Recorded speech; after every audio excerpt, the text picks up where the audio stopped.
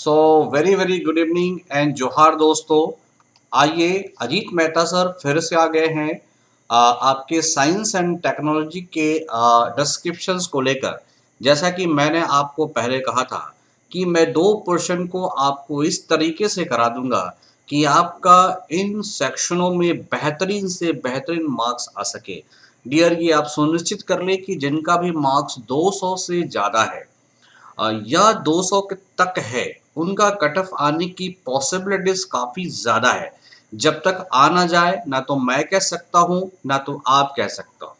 But जिस तरह से लोगों से बातें चल रही हैं, फीडबैक्स मुझे मिल रहे हैं, मुझे लगता है कि 210 और 215 तक जिनका मार्क्स आता है वो बिल्कुल ही सेफ जोन में है और उन्हें तैयारी शुरू कर देनी चाहिए।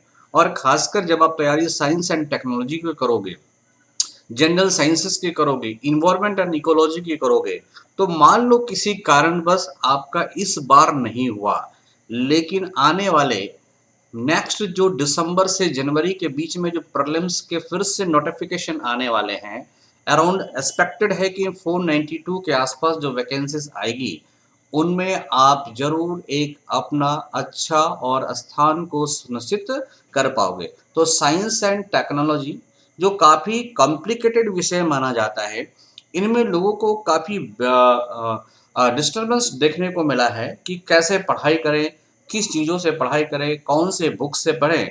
इन सारी चीज़ों की जानकारी मैं आपको अभी के अभी दे जा रहा हूँ, ताकि आप आने वाले समय में पूरी तरह से 180 मार्क्स को सुनिश्चित करने के लिए पूरी तरह से तैयार हो जाइए। डियर, हमारी बैचेस इकोनॉमिक्स और साइंस एंड टेक्नोलॉजी को लेके 5 अक्टूबर 2021 से ऑनलाइन और ऑफलाइन दोनों ही मोड में शुरू हो रही है। तो आप चाहो तो अपने मैसेज को छोड़ सकते हो, आप टेलीग्राम पे मैसेज को छोड़ सकते हो। आप जब आप हमारे यूट्यूब को देख रहे होते हो, तो उस दौरान आप अपने कमेंट्स को डाल सकते हो। और जिन लोगों ने अभी तक हमारे चैनल को सब्सक्राइब नहीं किया है, मैं उनको कहूँगा कि आप चैनल को फटाफट सब्सक्राइब कर लें, क्योंकि यही वो चैनल है जो आपको सुनिश्चित करेगा 180 मार्क्स इन योर मेंस। आइए, ये कैसे सुनिश्चित होगा इसकी बात हम करते हैं।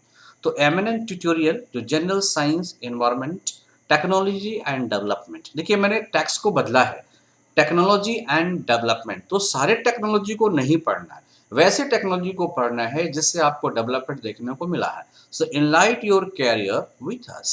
सो get classes from expert and experience faculty. Fully syllabus coverage पे बात होगी, ऑनलाइन एंड ऑफलाइन दोनों मोड पे क्लासेस होगी। तो हम आपके फुल्ली सिलेबस को डिस्कस करेंगे। We discuss complete syllabus over here, okay.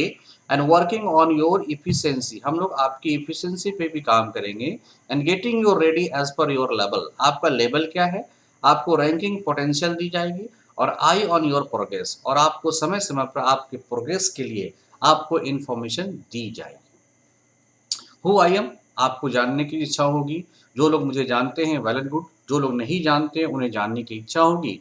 तो who I am, I had done my BSc Chemistry, MA Economics, 7 years of teaching experience in Chanakya IS Academy, Pathak Academy, Online All Progress Academy, and Unacademy Plus Educator in Economics. तो General Science and Environment as well as Current Affairs हमारा concerning subject रहा है, तो इनको लेके मैं आपके सामने आ रहा हूँ। सबसे पहले ज़रूरी है डियर कि कौन से बुक्स पढ़ें। ये बड़ा विडंबना होती है वैसे लोगों को जो मेंस की एग्जामिनेशन कर रहे हैं। ऑलरेडी अगर मैक्सिमम बुक्स आपको दिया जाए तो आप कवर नहीं कर पाओगे, बहुत कम समय बचे हुए हैं। तो देखते हैं लिस्ट ऑफ बुक्स कौन कौन सी होगी। तो डियर, आपको सिर्फ 2 बुक्स लेने हैं, only 2 books you have. Science and technology की जो बुक्स होती है, ये आप कह सकते हैं टाटा मैग्रो हिल्स की ये बुक्स है, और रवि पी अगवाड़ी अघरी की ये बुक्स है, या अघरी की बुक्स या पॉपुलर है ये। इसके लेटेस्ट एडिशन को आप लीजिएगा। ऑन इन्वायरमेंट एंड इकोलॉजी को वैशाली आनंद, ये वैशाली आनंद मैडम की बुक्स है। ये काफ़ी इंपॉर्टेंट बुक्स है, और इससे अधिक मेरे को नहीं लगता है कि आपको कोई बुक्स लेना चाहिए। हाँ, आपको एनसीईआरटी का सपोर्ट लेना चाहिए, और डिफरेंट डिफरेंट वेबसाइट्स है, इस वेबसाइट्स का सहारा लेके आपको अपने टेक्स्ट के रूप में नोट्स को प्रिपेयर करना चाहिए। इसके अलावा आपको किसी प्रकार के बुक्स की ज़रूरत नहीं है। मैं जो आपको नोट्स करा दूंगा, मैं जो आपको नोट्स करा दूंगा, मैं जो आपको पीपीटी पर स्लाइड्स दे दूंगा, उस स्लाइड्स को ही अगर आप लिखने का प्रयास करोगे तो आपको नंबर जो मिलेगी वो 180 प्लस नंबर मिलेगी। रीजन क्या है डियर कि आपके इस सेक्शन में आप देखोगे कि ऑब्जेक्टिव्स के 20 क्वेश्चंस होते हैं और इकोनॉमिक्स वाले में भी ऑब्जेक्टिव के 20 क्वेश्चंस होते हैं। तो अगर आपने दोनों सेक्शन में ऑब्जेक्टिव्स में और science and tech and environment में आपने 40 मार्क्स को कलेक्ट कर लिया तो 80 मार्क्स यहाँ से कलेक्ट कर पाते हो डियर। ओके, अगर आप देखोगे कि सिर्फ साइंस एंड टेक्नोलॉजी की बात करोगे तो आपको मैंने कहा कि 180 मार्क्स, तो अगर आपने इकोनॉमिक्स में 180 मार्क्स और इधर 180 मार्क्स लेके आते हो तो 360 मार्क्स आपको आ जाता है। चलो किसी भी तरह से आपने 350 भी ले आया तो रेस्ट आपको डियर 150 मार्क्स लाने होंगे बाकी पेपरों से। तो ये आपका हो गया 500 और आपके 100 के इंटरव्यू हैं ये हो गए 600। और भाषा में डियर आप कितना भी कम करोगे तो 50 मार्क्स तो आपको मिल ही जाएंगे। तो 650 मार्क्स ये काफ़ी होता है आपके सिलेक्शंस के लिए। ओके, तो मैं उम्मीद करता हूँ कि इस स्ट्रेटजी पे आप अपने आप को बढ़ाएंगे क्योंकि साइंस एंड टेक्नोलॉजी हो, इन्वायरमेंट हो, इकोनॉमिक्स हो, इनमें नंबर टू द पॉइंट्स मिलते हैं। सबसे बड़ी बात क्या है डियर, इनमें जो क्वेश्चंस आपको लिखने होते हैं वो छोटे छोटे क्वेश्चंस लिखने होते हैं, बड़े क्वेश्चंस लिखने नहीं होते हैं। आइए हम देखते हैं कि आप अपने करियर को कैसे गति दोगे और इस गति देने के लिए कैसे आप प्रिपरेशन स्ट्रेटजी को तैयार करोगे ताकि आपका नंबर काफ़ी अच्छा मिल जाए। ओके, आइए हम लोग स्टार्ट करते हैं कि आपको पेपर 6 में पढ़ने क्या है। ये सिलेबस को डिस्कशन करना और सिलेबस को माइंड में रखते हुए अपनी तैयारी को प्रोग्रेसिव वे में डालना ही आपका मेन लक्ष्य होगा।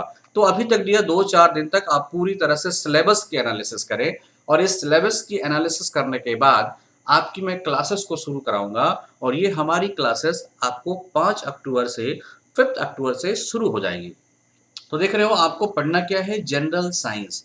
क्या पढ़ना है डियर, जनरल साइंस पढ़ने हैं, इन्वायरमेंट एंड इकोलॉजी पढ़ने हैं, साइंस एंड टेक्नोलॉजी पढ़ने हैं, डेवलपमेंट इन साइंस या साइंस इन टेक्नोलॉजी। ये बड़ा इंपॉर्टेंट सेक्शंस है जिस पे आप आराम से नंबर उठा सकते हो। आइए अगर हम देखते हैं कि आपके कितने सेक्शंस में एग्जामिनेशन होंगे और सारे क्वेश्चंस यहाँ पे आपको कंपलसरी देखने को मिलते हैं। अगर सिलेबस वाइज देखो तो ग्रुप ए में जिसे हम लोग कहेंगे फिजिकल साइंस या हम लोग कह देंगे पीएस, ये फिजिकल साइंस से आपके क्वेश्चन जो पूछे जाएंगे वो 4 नंबर के पूछे जाएंगे। किसमें, ऑब्जेक्टिव में। तो इस सेक्शन से आपका 4 नंबर का ऑब्जेक्टिव में पूछा जाएगा। इसके लिए आपको पढ़ना क्या है, system of units, MKS system, CGS system और एसआई सिस्टम। जो लोग साइंस से हैं उनके लिए ये काफ़ी आसान है। और definition of speed, velocity, gravity, mass, weight, force, impact force, power and energy. देखो इससे रिलेटेड क्वेश्चंस पूछे भी गए थे 6 जेपीएससी में। सोलर सिस्टम को आपको पढ़ने दिया, रिलेटिव पोजीशन ऑफ अर्थ, अर्थ के साथ सोलर सिस्टम का किस तरह से, मून के साथ किस तरह से कोलैबोरेशन है, लूनर एंड सोलर एक्लिप्स के बारे में पूछा जाता है, concept and nature of sounds. इस साउंड से क्वेश्चन तो आपको देखे होंगे, इस बार पीटी में भी था। अल्ट्रासोनिक साउंड, सुपरसोनिक साउंड्स, इनके वेवलेंथ्स पूछे जाते हैं, इनकी फ्रीक्वेंसी पूछी जाती है, इंफ्रासोनिक साउंड्स और अल्ट्रासोनिक साउंड्स के बारे में पूछा जाता है। तो ये हम लोग चर्चा करेंगे पूरी डिटेल्स में। तो आप ऑब्जेक्टिव की कंसर्न करोगे तो 4 नंबर के क्वेश्चंस यहीं से आते हैं। ग्रुप बी में आओगे डियर, ये लाइफ साइंस है। इन जगहों पे भी अगर आप बात करोगे तो ऑब्जेक्टिव में 4 क्वेश्चंस आते हैं। आप लाइफ साइंस को बायोलॉजी के तहत पढ़ सकते हो। इसमें पढ़ना क्या है, the living world. Living world में सेल का स्ट्रक्चर, इनके फंक्शन, इसके डाइवर्सिटी ऑफ ऑर्गेनिज्म, बायोमोलिक्यूल जैसे carbohydrates, proteins and fats and vitamins, deficiency disease, इनकी कमी से कौन कौन सी बीमारी होती है, और इनके पूरे स्ट्रक्चर्स और हार्मोन्स भी पढ़ने हैं। किस तरह से आपके बॉडी के फिजिकल और केमिकल एक्टिविटी को हार्मोनल बैलेंस के द्वारा ठीक किया जाता है या कंट्रोल किया जाता है, इनकी बात। रिप्रोडक्शन में पढ़ेंगे cycle, cell cycle, mitosis and meiosis. और देखो मियोसिस माइटोसिस से पिछले बार भी सवाल था, 6 जेपीएससी में भी सवाल थे डियर। तो उसके साथ साथ इनहेरिटेंस, लॉ ऑफ इनहेरिटेंस में हम लोग देखेंगे monohybrid cross, dihybrid cross, sex linked disease. कई बार आपसे पूछ देगा कि हीमोफीलिया किस तरह का डिजीज है, तो ये सेक्स लिंक डिजीज है, मतलब सिंग सेक्स लिंक इनहेरिटेंस डिजीज है, और ये आपके सवाल में पूछे भी गए थे, ठीक है। एंड थ्योरी ऑफ इवोल्यूशंस, तो इससे भी क्वेश्चन पूछे जाते हैं। तो ये 4 नंबर के ऑब्जेक्टिव क्वेश्चन यहाँ से हो गए डियर। अगर आप ग्रुप सी की बात करोगे तो एग्रीकल्चर साइंस, तो साइंस में एग्रीकल्चर साइंस है, यहाँ से सबसे पहला क्वेश्चन, और ये हर एक बार क्वेश्चन पूछा जाएगा कि झारखंड का एग्रो क्लाइमेटिक जोन क्या है, झारखंड के अंदर रेन पैटर्न क्या है, और ए बायोटिक्स और बायोटिक्स कंपोनेंट्स की तरफ से ध्यान देना डियर। रेन इन एग्रीकल्चर या conventional food and horticulture crop, need for diversification of crop food as well as nutrition security, जैसे आपने फूड सिक्योरिटी के जैसे गवर्नमेंट ने चालू किया, climate change, rain water harvesting. देखो डियर, इन सब सबों के जो सवाल होंगे तो सर कहोगे सर ये मैं डेटा लूंगा कहाँ से, तो देखो मैंने आपको बता दिया कि बिरसा बिरसा जो एग्रीकल्चर यूनिवर्सिटीज है वो इन बातों पे डिटेल करता है, तो उनके वेबसाइट से आपको ये इन्फॉर्मेशन मिल सकता है। सॉइल फर्टिलिटी स्टेटस, देखो सॉइल के बारे में तो आपके बुक्स में लिखे हैं, लेकिन सॉइल की फर्टिलिटी स्टेटस उसमें भी झारखंड में क्या है, ये तो आपको एग्रीकल्चर यूनिवर्सिटी के द्वारा ही पता चलेगा, क्योंकि ये ही पता बताते हैं और इन्हीं से गवर्नमेंट काम करती है। तो वर्मी कंपोस्ट, फार्म यार्ड, इन सब चीज़ों से पूछा जाएगा। Bacteria, application and concept of organic farming, जिस तरह से आपको पता होगा कि ग्लोबल वार्मिंग को देखते हुए ऑर्गेनिक फार्मिंग पे फोकस किया जा रहा है। Concept of agro forestry, agro forestry क्या है, वेस्टलैंड फैसिलिटीज क्या है, and government scheme for the benefit of the farmers of this state, ये बड़ा इंपॉर्टेंट है। ये स्कीम से एक क्वेश्चन आपको रहने ही रहने, ये मान लेना कि ये भी आई है फॉर, या मोस्ट इम्पॉर्टेंट है फॉर जेपीएससी मेन, कि झारखंड सरकार की गवर्नमेंट कौन सी स्कीम है जो एग्रीकल्चर बेस्ड है और एग्रीकल्चर को डेवलपमेंट करना चाहती है। तो इन सबों को लेके आपको 4 क्वेश्चन और हो गए। इस तरह से क्वेश्चन आप देख लो डियर। अब आओ डी सेक्शन में, तो इन्वायरमेंटल साइंस, ये बड़ा पैटर्न होता है आपके एग्जामिनेशनों में पूछने के लिए। तो ऑब्जेक्टिव में इस सेक्शन से भी 4 क्वेश्चन पूछे जाते हैं। इस तरह से अभी तक आपके 16 क्वेश्चंस ऑब्जेक्टिव्स के हो गए।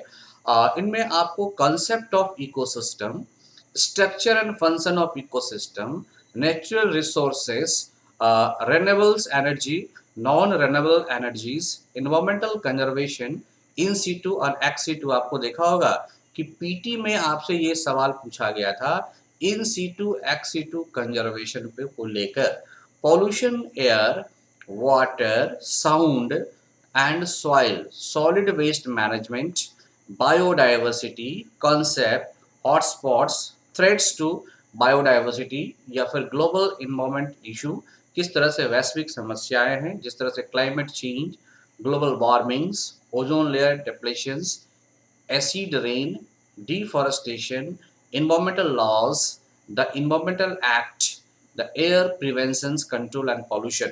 मीन्स एयर पोल्यूशन से यहाँ पे सवाल पूछे जाएंगे। एयर पोल्यूशन से सबसे ज़्यादा सवाल यहाँ पे पूछा जाएगा। इस पर भी हम लोग चर्चा पूरी विस्तार से करेंगे डियर, ताकि आपका 4 क्वेश्चन ऑब्जेक्टिव ना छूटे।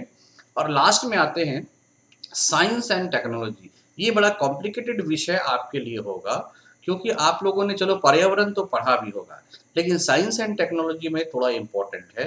तो इनकी जो जो पॉलिसी है, जैसे national policy on science and technology, राष्ट्र की जो है राष्ट्रीय नीति क्या है विज्ञान एवं प्रौद्योगिकी को लेके, energy demand of the country, Bharat का कौन सा एनर्जी डिमांड है, conventional and non conventional sources of energy का क्या डेटा है, न्यूक्लियर्स एनर्जी का क्या डेटा है, इसकी मेरिट्स क्या है, इनकी डेमेरिट्स क्या है। जैसे आपने देखा होगा इस बार न्यूक्लियस एनर्जी से पूछ दिया था, बिल्कुल सिलेबस से आपके सवाल पूछे गए थे। NPT, CTBT, space technology in India, space programme से पूछा जाएगा। एप्लीकेशन ऑफ सैटेलाइट और जीआईएस एंड इट्स एप्लीकेशन से सवाल पूछा जाएगा। ओके, वेदरिंग फोरकास्टिंग से पूछा जाएगा। आपको एक बार पूछ दिया था ना कि आईएनएस क्या है, किस तरह का है, तो ये वेदरिंग के लिए होता है, या और सम क्वेश्चन थे इसमें। तो आपके पीटी में भी यहाँ से सवाल पूछे गए थे। Biotechnology, interventions, information technology, computer and its application से भी सवाल पूछे गए थे ना। क्यू बिट के बारे में पूछा गया था। तो आप समझ सकते हैं इस तरह के क्वेश्चंस पूछे जाते हैं, और इन क्वेश्चनों में आप लोगों ने काफ़ी गड़बड़ किया है। तो नेशनल हेल्थ पॉलिसी क्या है, national programme for prevention and control of malaria क्या है, लेप्रोसी क्या है, टीबी क्या है, कैंसर क्या है, एड्स क्या है। तो आपको मुझे लगता है कि लेप्रोसी के बारे में पूछ चुका था, तो इस बार मलेरिया के बारे में पूछ सकता है, टीबी के बारे में और कैंसर के बारे में। ये जो सेक्शन है यहाँ से 1 क्वेश्चंस निश्चित तौर पे ऑब्जेक्टिव में भी रहते हैं और सब्जेक्टिव में भी रहते हैं। डियर सबसे बड़ी बात क्या है कि जैसे और सेक्शनों में आपको जो नंबर्स मिलता है ये 32-32 नंबर का लिखना होता है, ओके। बट यहाँ ऐसी बात नहीं है, यहाँ पे छोटे-छोटे क्वेश्चंस लिखने होते हैं, 7-7 नंबर के 7-7 वर्ड्स के क्वेश्चंस लिखने होते हैं। ये काफ़ी ब्यूटी है आपके लिए। तो आइए पेपर 6 की बात करते हैं, जिसे हम general science environment and technology development कहते हैं। ये फुल मार्क्स आपके होंगे 200 नंबर के और आपको 3 घंटे का समय दिया जाएगा और बड़ा बेहतरीन तरीके से फिगर और मैपिंग बना के अगर आप लिखते हो तो आपको 100% मार्क्स इसमें मिलेगा। और मैं कहता हूँ जब मैं आपको पढ़ा दूंगा तो मेरी आत्मविश्वास है कि 180 मार्क्स यहाँ पे और 180 मार्क्स इकोनॉमिक्स में आप लेके आओगे।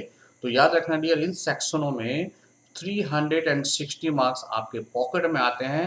तो no can stop you for selection. और इस तरह के सवाल आपके इंटरव्यू में भी पूछे जाते हैं।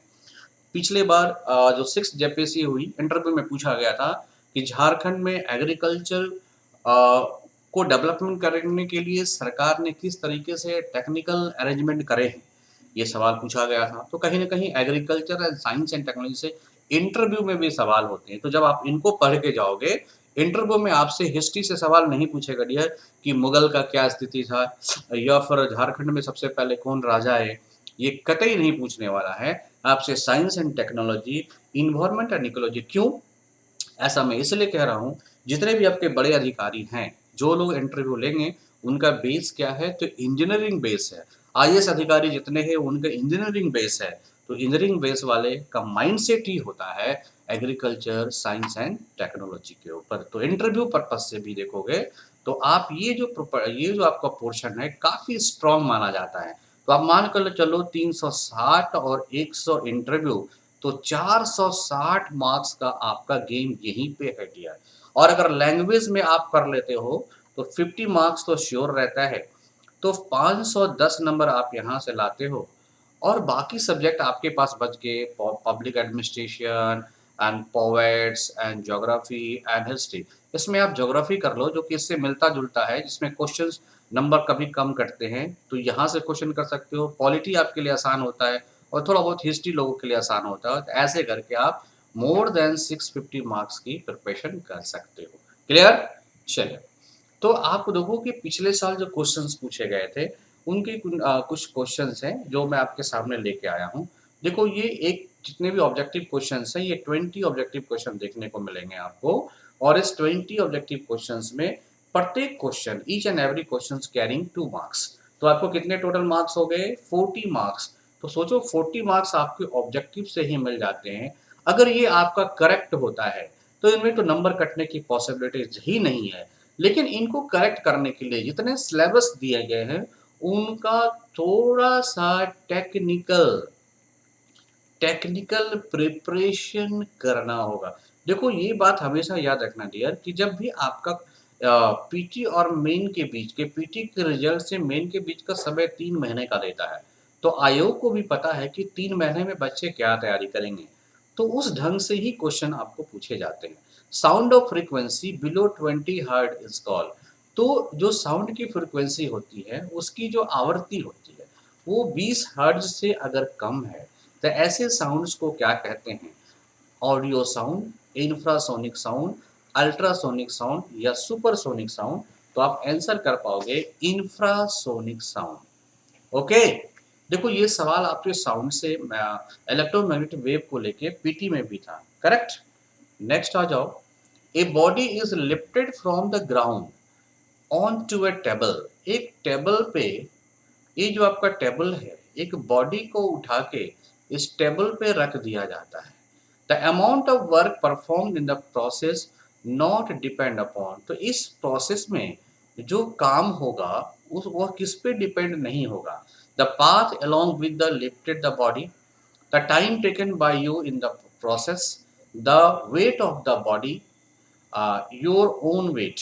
ये किस पे डिपेंड नहीं होगा। तो देखो पाथ तो है कि आप कैसे ले जा रहे हो, अगर आप यहाँ लेके पहले यहाँ ले जाओ, फिर यहाँ ले जाओ, फिर यहाँ ले जाओगे तो पाथ तो काम करेगा, लेकिन क्या है टाइम टेकन भी काम करेगा। लेकिन आपका जो व्यक्ति उठा रहा है उसके उसके बॉडी वेट से कोई मतलब नहीं होगा, तो एग्जैक्ट आंसर आपका क्या होगा, डी होगा। देखो डियर कितने टेक्निकल क्वेश्चंस हैं, तो माइंड में अगर आप वर्क को पढ़ा नहीं है, वर्क को समझते नहीं हो कि वर्क बराबर क्या होता है, force into displacement.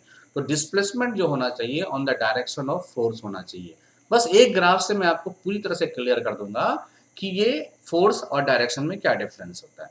The orbit of revolution of the earth around the sun, ये तो सभी कोई जानते हैं, इलिप्टिकल्स होता है, इसे बताने की जरूरत नहीं है। When a conservation force does positive work on a body, its potential energy, अगर कोई भी बॉडी है, कोई भी स्टेट्स है, वो किसी भी अवस्था में अगर है, तो वह किस अवस्था में रहता है, पहले उसके पास क्या होता है, पोटेंशियल एनर्जी होती है, जिसे mgh के द्वारा इंडिकेट किया जाता है। लेकिन जैसे इसमें फोर्स लाते हो तो उनकी पोटेंशियल एनर्जी क्या होगी, घटेगी कि बढ़ेगी। When A conservative force does positive work, तो अगर आप देख रहे हो कि अगर जो कंजर्वेटिव फोर्स है, इसके अंदर जो फोर्स है जो कंजर्व किया हुआ है, ये पॉजिटिव डायरेक्शन में काम करता है, मतलब इस पर जो बल होगा, मतलब आप सकते हो कि पोटेंशियल एनर्जी ये क्या होगा, शुरू में इंक्रीज करेगा और इंक्रीज करके काइनेटिक एनर्जी में कन्वर्ट होगा। So answer is your increasing. Very good question, काफी कॉन्सेप्ट वाले क्वेश्चन थे, और ये मुझे 15 मिनट आपको बताने में लगेंगे काइनेटिक एनर्जी और पोटेंशियल एनर्जी का क्या डिफरेंस है। फादर ऑफ जेनेटिक्स किसे कहा जाता है, ये कुछ पूछने की जरूरत नहीं है, मेंडल।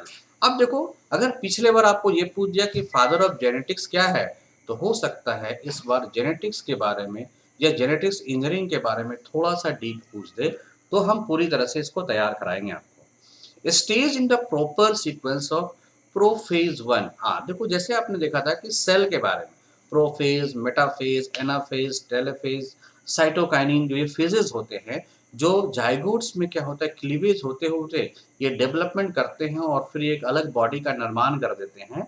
ये आपके सेल डिवीजन में आपको पढ़ना है, तो इसके इंटरनल के बारे में पूछ दिया है कौन कौन से स्टेप्स होते हैं। तो अगर आप देखोगे तो इनके स्टेप्स क्या होंगे, लिपोटीन, पैस्टाइटीन, जाइगोटीन, डाइकाइनेसिस एंड डिप्लोटीन, ये स्टेजेस होते हैं। देखो इंटरनल क्वेश्चन पूछा गया है और पूरी तरीके से पूछा गया डियर, और इन सबों को बताने में जस्ट आधा घंटे का समय लगता है, करेक्ट। हीमोफीलिया क्या है, देखो सेक्स लिंक डिजीज से क्वेश्चन पूछ दिया है, हीमोफीलिया क्या है, तो ये क्या है, एक सेक्स लिंक डिजीज है, लिंग से संबंधित बीमारी है, मतलब माता पिता के द्वारा आपके पास आएगा। The organelle called power house, आपके सेल का पावर हाउस किसे कहा जाता है, तो माइट्रोकॉन्ड्रिया से। अब देखो इन चार क्वेश्चनों में ये देखने को मिल रहा है आपको कि जेनेटिक्स, सेल और सेल डिवीजन, ये तीन काफी इंपॉर्टेंट है आपके लिए। The major nutrient of the plants, तो देखो यहाँ से डाइजेस्टिव सिस्टम और न्यूट्रिशंस ये काफ़ी इंपॉर्टेंट है। तो आप देखोगे कि नाइट्रोजन प्लांट के लिए, क्योंकि नाइट्रोजन किस फॉर्म में लेता है, ये क्वेश्चन इस बार आया हुआ था पीटी में, नाइट्रेट के रूप में ये लेता है, और sodium and potassium. Okay, the uses of Neem, Neem tree का यूज क्यों है, एक तो फर्टिलाइजर के रूप में करते हैं ये सबको पता है, और मेडिसिनल में करते हैं ये सबको पता है, बाकी पता ना भी हो तो आप मार सकते हो ऑल ऑफ दी डियर, ऐसे क्वेश्चंस आपको देखने को जरूर मिलेंगे। The uses of neem tree हो गए dear. The food grain includes the following crop, जो फूड ग्रेन होते हैं, जो जिसको आप लोग अनाज कहते हो, ये अनाज किस तरह के क्रॉप होते हैं, पहला cereals and pulses, cereal and oil, cereal, pulses and oil. आप सीधी सी बात रखना कि आप जब घरों में खाना खाते हो तो किस तरह के खाना खाते हो भाई, तो सर आप दाना भी खाते हैं, मतलब कार्बोहाइड्रेट्स, पल्स भी खाते हैं, फैट्स भी खाते हैं। इसको हम लोग कहते हैं कार्बोहाइड्रेट्स, प्रोटीन एंड लिपिड्स, ये तीनों को इस रोड में सजा दिया। ऑयल सीड से क्या मिलता है, ऑयल, तो ये हो गया फैट्स। पल्सेस से क्या मिलता है आपको, प्रोटीन, और सीरियल से क्या मिलता है, कार्बोहाइड्रेट। तो आपके भोजन का मात्र अंग क्या है, CPL। You can do it, तो आप इसे कर सकते हो वेरी इजिली।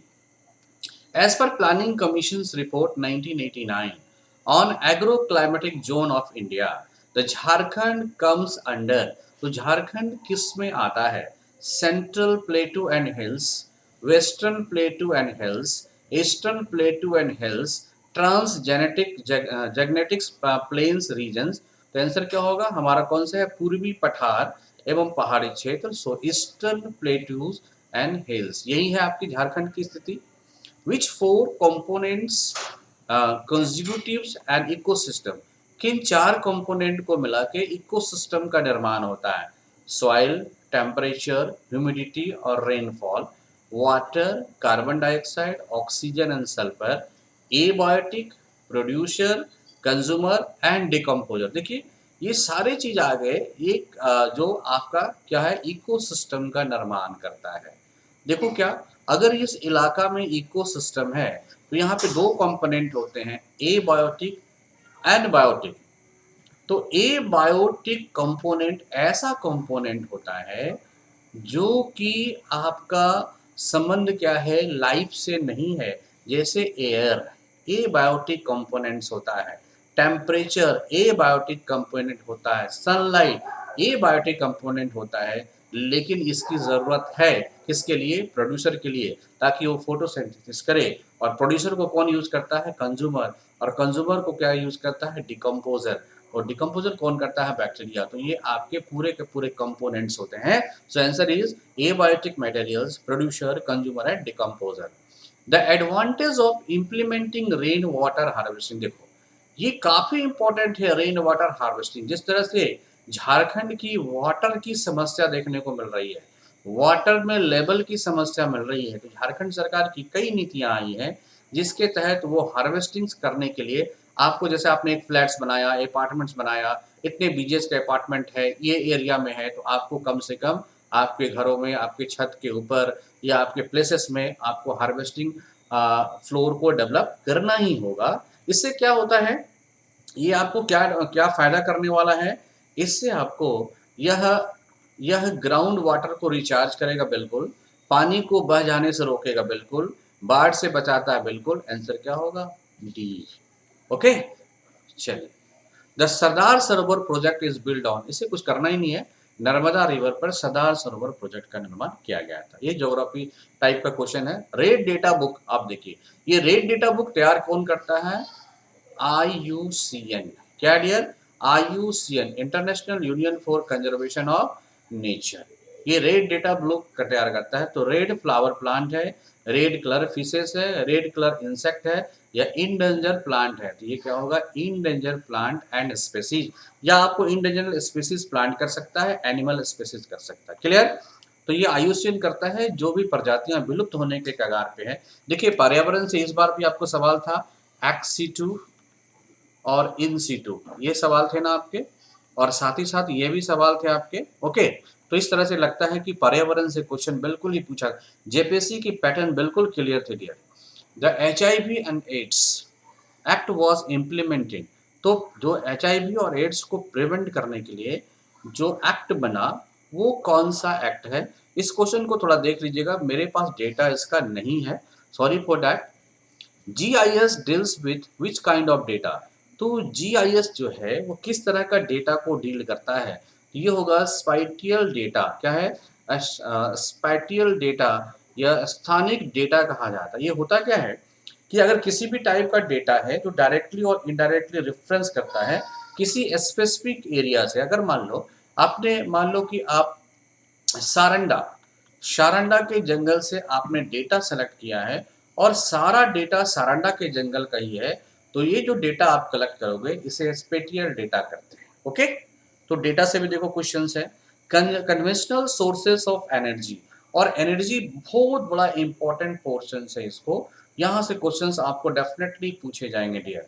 ओके, तो ये आपका क्या होगा, कोयला। आपके पास कन्वेंशनल सोर्स क्या है, कोयला सबसे। उसके बाद क्या है, नॉन कन्वेंशनल में आपका विंड है, एयर है, सोलर है एंड न्यूक्लियर एनर्जी।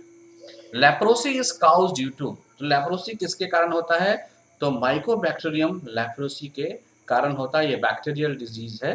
तो ये क्वेश्चन आपसे पूछा था, करेक्ट। अब देखो 32 नंबर के जो क्वेश्चंस पूछे जाते हैं उसमें देखो इसने क्या डिफाइन किया है, what are the infrasonic and ultrasonic sound, name the sources of infrasonic and ultrasonic sound. तो साउंड से डियर इस बार पीटी में भी क्वेश्चन था, तो आप मान के चलो मेंस में भी इससे आपसे क्वेश्चन पूछे जाते हैं। और describe the characteristics and application of ultrasonic sound. तो साउंड जो चैप्टर है मैं आपको पूरी तरह से डिटेल पढ़ा दूंगा और इससे रिलेटेड 5 क्वेश्चन मैं करा दूंगा। या फिर states Kepler's law of planetary motion. तो Kepler's law of planetary motion क्या है, distinguish between lunar eclipse and solar eclipse. तो आसान होगा, आप इसको साउंड को लिखिए, क्योंकि देखो आपको लाइट पढ़ने हैं नहीं, तो जब लाइट पढ़ने नहीं है तो क्वेश्चन अगर पूछेगा तो साउंड से ही पूछेगा या फिर इलेक्ट्रिसिटी से पूछ सकता है। What do you understand by sex link inheritance. तो इनहेरिटेंस से एक सवाल आपके पास आ ही गए। और name the important hormones of pituitary gland. तो देखो ये दोनों लाइफ से रिलेटेड क्वेश्चन है, बायोलॉजी के क्वेश्चन है। ये आगे हो सकता है इस बार आपके हार्मोन्स के बारे में पूछा तो एंजाइम के बारे में पूछ सकता है, विटामिन के बारे में पूछ सकता है, सेक्स लिंक डिजीज है तो बैक्टीरियल डिजीज पूछ सकता है या बैक्टीरिया के बारे में पूछ सकता है। What do you mean by agro forestry. कृषि वानिकी से क्या समझते हैं, तो मैंने आपको कहा ना एग्रीकल्चर काफी इंपॉर्टेंट फैक्टर होगा और इसको पढ़ने के लिए किसी बुक्स की जरूरत नहीं है डियर। आपके झारखंड में agri ICAR Indian council of agriculture research institute के द्वारा स्थापित ये बिरसा एग्रीकल्चर ऑर्गेनाइजेशन है। उनके डेटा को आप ले लो और सारा का सारा एग्रीकल्चर से रिलेटेड आपका क्वेश्चन बन जाएगा। ओके, अब देखो मेन से या करंट से जोड़ दिया है प्रधानमंत्री फसल बीमा योजना। आपको कहीं ना कहीं एग्रीकल्चर से रिलेटेड जो स्कीम है वो पूछे ही जाएंगे। What is solid waste management. जो हमारे पास कचरा प्रबंध है या ठोस कचरा प्रबंध है उसको हम लोग कैसे करते हैं, ये आपके इन्वायरमेंट एंड ग्लोबल वार्मिंग से रिलेटेड क्वेश्चन है। Explain the evidence and cause of climate change. तो क्लाइमेट चेंज का कारण क्या है, तो इसमें आप दे सकते हो ग्रीन हाउस इफेक्ट। तो ग्रीन हाउस इफेक्ट, और मैं अपने क्लास की शुरुआत भी करूंगा आपको ग्रीन हाउस इफेक्ट से ही एग्रीकल्चर में, तो ये काफी इंपॉर्टेंट होगा आपको। What is global energy crisis. तो वैश्विक जो ऊर्जा संकट है, देखो ये बिल्कुल लेटेस्ट डेटा होगा और ये आपको या तो योजना के मैगजीन में या कुरुक्षेत्र के मैगजीन में आपको मिलेगा। मुझे याद है कि कुछ महीने पहले वेल्थ से रिलेटेड डेटा था, बजट से रिलेटेड डेटा था और इससे पहले इन्वायरमेंट से रिलेटेड लगातार 3 बार जो है ये मंथली मैगजीन में ये आया हुआ है। Define cancer. ये कैंसर एक इम्पोर्टेंट, अभी देखा था आपने सिलेबस में आपका कैंसर था, मलेरिया था, इस तरह से मैं मुझे याद नहीं रहा कौन सा था। ये 2 क्वेश्चन मुझे याद रहा, कैंसर और मलेरिया और टीबी। तो टीबी से आपके कैंसर से पूछ दिया है, इस बार मलेरिया की रोकथाम के लिए आपके पास क्या है या फिर टीबी है, ये दोनों पूछ सकता है। और चांसेस बनता है कि कैंसर के बाद मलेरिया, क्योंकि गवर्नमेंट ने आपको 2025 तक मलेरिया को पूर्ण रूपेण समाप्त करने की बात कहा है। तो इससे रिलेटेड क्वेश्चन जरूर आ जाएंगे और इसके लिए किसी प्रकार की बुक की पढ़ने की जरूरत नहीं, मात्र 2 बुक पढ़ना है डियर आपको और सारा काम आपका बन जाएगा। बस आप हमारे क्लासेस को करते रहिएगा। ओके, तो आप वेरी सुन हम लोग बैचेस को स्टार्ट कर रहे हैं। 5 अक्टूबर से हमारी बैचेस स्टार्ट हो रही है। इस बैचेस में आप देख लो मी अजीत मेहता सर, मैं साइंस टेक्नोलॉजी और साइंस टेक्नोलॉजी और इकोनॉमिक्स की क्लासेस लूँगा और इन्वायरमेंट की। Akhilesh sir he will take the classes of, ये आपको हिस्ट्री और खोरठा भाषा जो है वो इनको बताएंगे। और mister Alok sir he will take classes of polity and geography as well as some portion of history. इस तरह से ये लोग सारे मिलके हम लोग आपके मेंस की तैयारी करेंगे। एक और टीचर्स हैं जो लैंग्वेज की बात करेंगे, वो हैं आपके सुरेंद्र नाथ महतो, जो कि खोटा के साहित्यकार हैं। अगर आपने खोटा लिया है तो उनका जगह ये बनता है और खोटा उनकी जीवनी को भी पढ़ना है, क्योंकि खोटा ग्रामर की रचना उन्होंने ही किया है। एक और टीचर आपके पास हैं, that is Gautam, professor Gautam. He will take the classes of Hindi. या फिर व्यास त्रिपाठी, क्या है तो व्यास त्रिपाठी हैं जो कि आपकी हिंदी की क्लासेस को लेंगे। So this is a very important collections और सारे आपके well known and well prepared teachers हैं जिनके द्वारा आप क्लासेस कर पाओगे। सो हम क्लासेस को आगे बढ़ाते हैं और मैं उम्मीद करता हूँ कि आप फटाफट अपने आप को इनरोलमेंट कर लो। इनरोलमेंट के लिए आप कांटेक्ट कर सकते हो, आप हमारे यूट्यूब चैनल पे अपने मैसेज को डाल सकते हो या फिर 700404 और 3326 पे आप मेरे से कांटेक्ट कर सकते हो, because admission is going on. Okay, चलिए, thank you. So lot of thanks to you. उम्मीद करता हूँ कि आपको ये सेशन काफ़ी अच्छा लगा होगा, और मैं ये कह रहा हूँ कि आप फटाफट सभी को सब्सक्राइब कर लो।